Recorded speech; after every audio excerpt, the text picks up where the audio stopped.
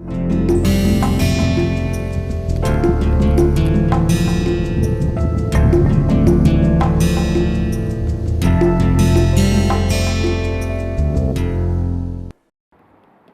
us start this lecture with a thought process. Patriotism is a feeling of unbreakable bond with the land of your birth, which indicates your own personal sense of worth and respect for your common heritage and culture.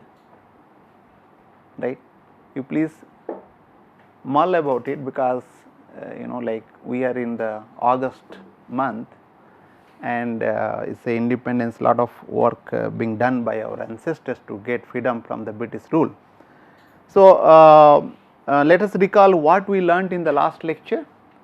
In the last lecture, we had initiated a discussion about the how to calculate adiabatic flame temperature, right? And if you recall that I had asked one question, right? What is that question? That question is that if it is not a flow system, that means if it is a closed system where chemical reaction is taking place, which happens to be exothermic, that means combustion is taking place, you need to calculate the adiabatic flame temperature.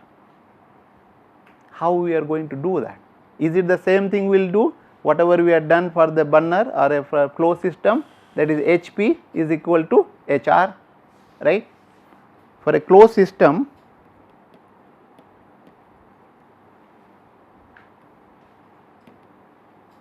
can I write down HP is equal to HR? HP is equal to HR for finding out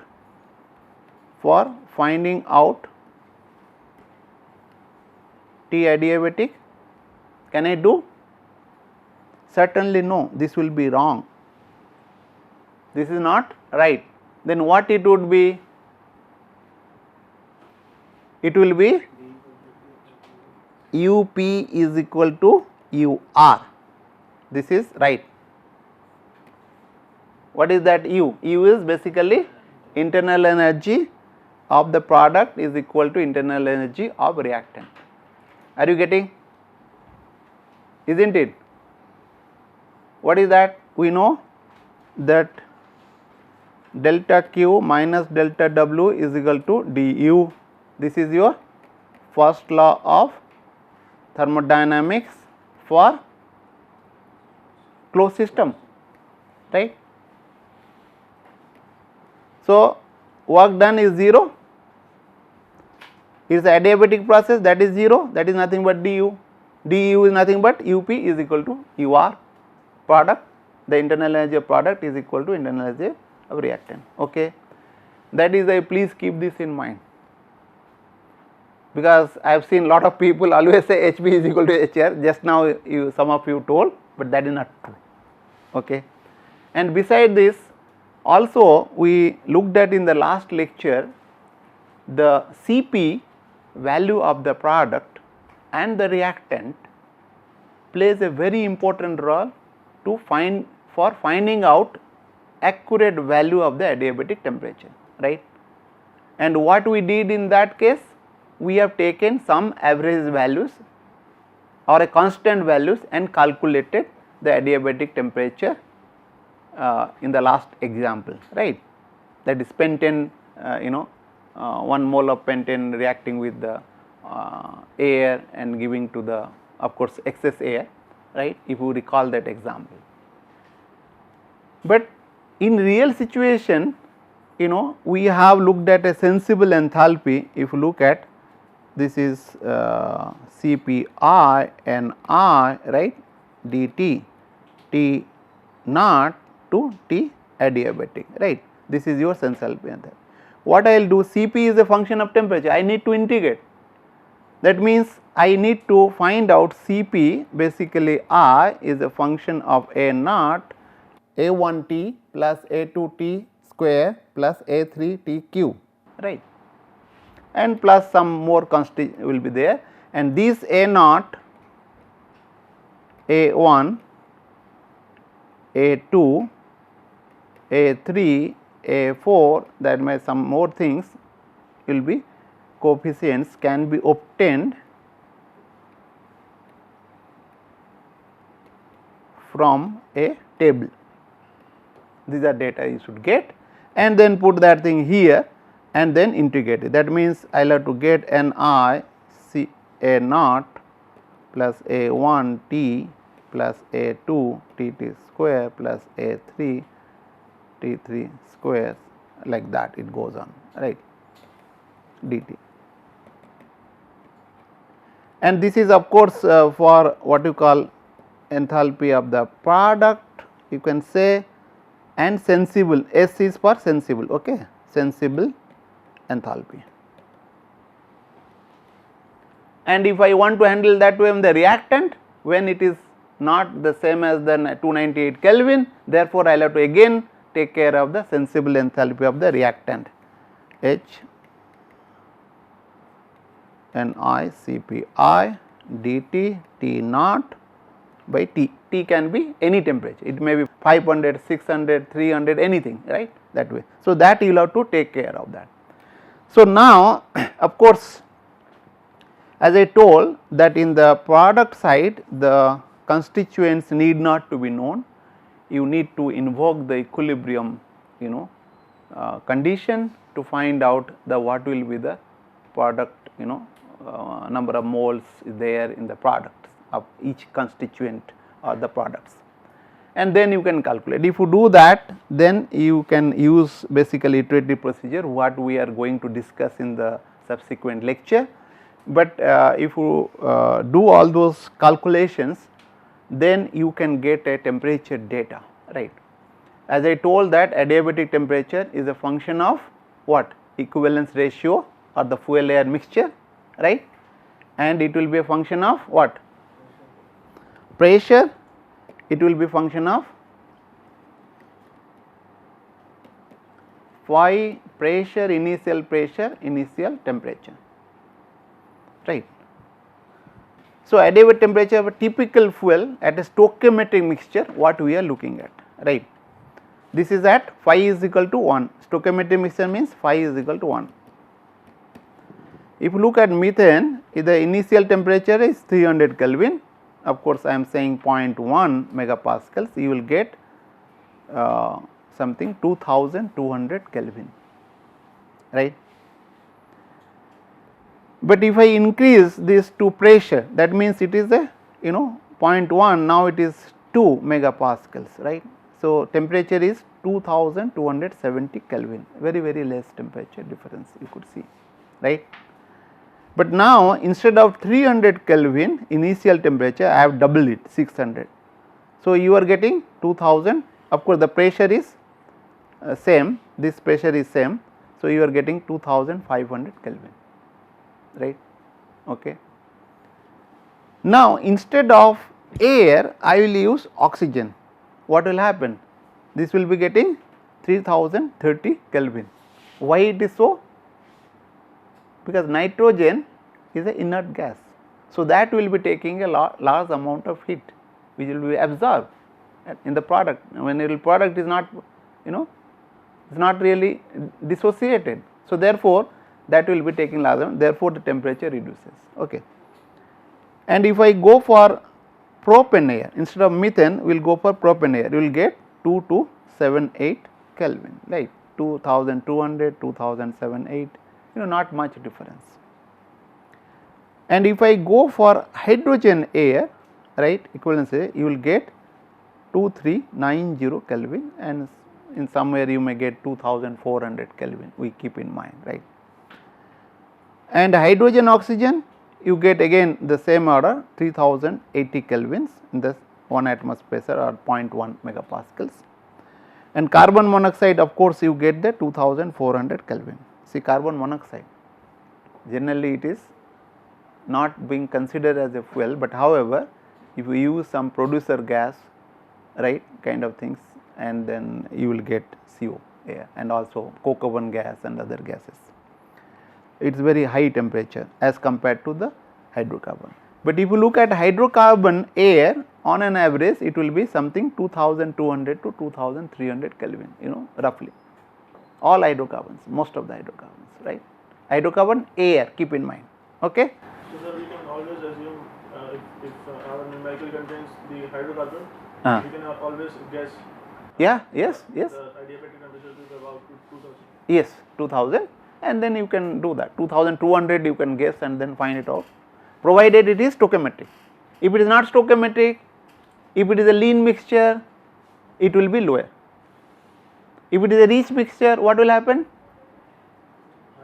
It will be definitely also lower, okay, because fuel is not being consumed, not all heat being released, because less oxygen is there, right. So therefore it also will, that means peak temperature where it will be occurring? Stoichiometric, not strictly. We will see now that. Let us look at effect of equivalence ratio on adiabatic flame temperature, right. So what I have taken here, this is methane air system, and this is your peak value, right. This is your 1. Is it peak for 300 Kelvin? This graph is for 300 Kelvin, black one. This adiabatic temperature here, and this is equivalence ratio, this is 5. Is it peak here? No, peak is somewhere here, right, peak is here, these values. Now for the lean side, right, what is happening? This is your fuel lean, this side is fuel lean mixture, lean mixture. This is side is fuel rich mixture. Again the temperature also is dropping down both the side, but the drop in the lean side is lower, the slope is steeper, and it is a little smaller as compared to lean side in the rich side. Keep in mind that the flame temperature, highest flame temperature generally for hydrocarbon you will be getting around, this is again approximation, around 1.05, right. In some case it may be 1.03, in some case maybe 1.04, but approximately 1.05 you will be getting. And of course I have already told, if there is a increase in temperature, what will happen? The nature of the curves remains same, that means the adiabatic temperature will be lower on the fuel lean side, and rich side also it will be lower, peak will be around equivalence ratio 1, right, it will be peak values here, but there is a increase in this. If a particular equivalence ratio say there is a increase in temperature, right, increase in adiabatic temperature, right, both the lean and rich side even at stoichiometric. And as I told, why it is so, why it is happening? Because here if it is 300 Kelvin or 298 Kelvin you can say, right, this term will be 0, but if it is 600 Kelvin, that means this is the contribution from the sensible enthalpy which will be reflected in your adiabatic temperature, right, because already you are having and certain heat being released, then naturally it will be added to that. So now look at this effect of initial temperature in adiabatic. I am just elaborating little bit more further, that you can see that these are the corresponding to what you call, this is phi is equal to 1 and this is phi is equal to 0.5 and this is phi is equal to 1.5, and it goes on increasing with the temperature, right. And keep in mind that if you go on increasing the temperature, like what is happening, the temperature is increasing, but if it will go beyond, let us say something 3000 Kelvin, like some higher temperature you are increasing, now what will happen? There will be dissociation which will be occurring. As a result, the temperature won't be increasing further, right, which I have not shown in this diagram, but it will happen because of some heat energy will be utilized for dissociating the product, right, stable species, and as a result temperature will be dropping down, right. nowadays people are basically using this energy, right, from the product site and then bringing to the reactant sites such that you can utilize it. That is known as recuperative burning, right. Are you getting? Suppose there is a burner here and the product, some of the things will be going out, let us say from the engine exhaust, right, and that will be at high temperature. So, instead of that, and then inlet temperature is lower. So, you take those product and then have a heat exchanger, heat will be exchanged between the exhaust gas, from the exhaust gas to the inlet, so that you will reuse those things which are going to the atmosphere or the some sink, right. So, that is known as recuperative. Therefore, a lot of interest is going on to preheat the fuel air mixture before combustion takes place, right. Is known as preheating combustion, right, preheated combustion. So, let us now look at what happens to the pressure, like effect of pressure. If you look at initial pressure of the these reactants, there will be a steep increase in the pressure here, right, T adiabatic being plotted with respect to the pressure. This is being increased, and of course, this will be very steep, but however, with when it will be reaching something around 0.8, right, megapascal, there will not be much change. Of course, there is a slight change, but this is much higher level, right. And this is because of fact that the change in the chemical composition at a high pressure will be negligibly small. So, therefore, the changes will not be occurring in this region, right. So, therefore, it is very important to take care like effect of pressure, effect of initial temperatures, right, one should know. You might be wondering why should we look at the effect of pressure, because most of the practical engines, the combustion occurs at a higher pressure. In case of your gas turbine engine, for aero application, for power generation, internal combustion engine, right, at a high pressure. Now, you should know what is happening, what will be the adiabatic temperature, and keep in mind that adiabatic temperature is a theoretical one. In actual situation, it is not possible to have a adiabatic system, right. Some amount of heat also will be transferred, even if you are insulating it, even if you are doing that. In case of IC engine, you might be knowing like we cool the engine wall, right. So, also in case of gas turbine combustor. So, therefore, lot of heat will be lost, right. You will not be achieving that temperature what is we will be calculating, even, right, even realistic situation. So, you will not get that. Now, to summarize about this adiabatic flame temperature, as we already know that adiabatic flame temperature of fuel depends on what? Equivalence ratio or the fuel air mixture. It will be depend on the initial pressure, it will be dependent on the initial temperature, and also the type of fuel and oxidizer. It will be also depend on degree of completion of reactions, that means extent of reaction is going on, like whether it is completed or not. If it is not completed, naturally it will be different, right, and it will be also, as I told earlier, that it will be dependent on fuel air ratio or the equivalence ratio. And if you look at for a specified fuel, right, let us say for methane air system or a propane air system, at a specified state burned with the air, right, okay, the adiabatic flame temperature attains its maximum value, provided, right, complete combustion is taking place, right, with the theoretical amount of air. That is the ideal situations, right. And there is a heat loss. What is happening, right? If the heat loss and there is also incomplete combustion which will be taking place, and then dissociation may take place also, right. The dissociation means like the product will be getting to the reactant as well, right, which may take place also. Then what will happen? The product temperature what you will be getting will be less than the T maximum, right.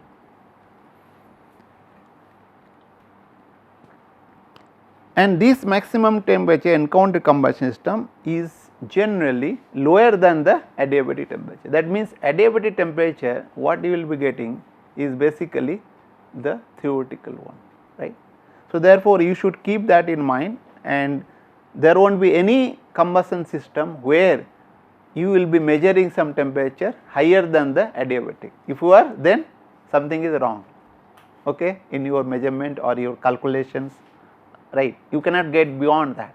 So, therefore, it is a thumb rule which is to be used, or a indicator for you to judge whether it is your calculation is right or wrong, your experiment is right or wrong, or how it is varying. Like that way you will get some values, and some calculation for initial calculation you can use.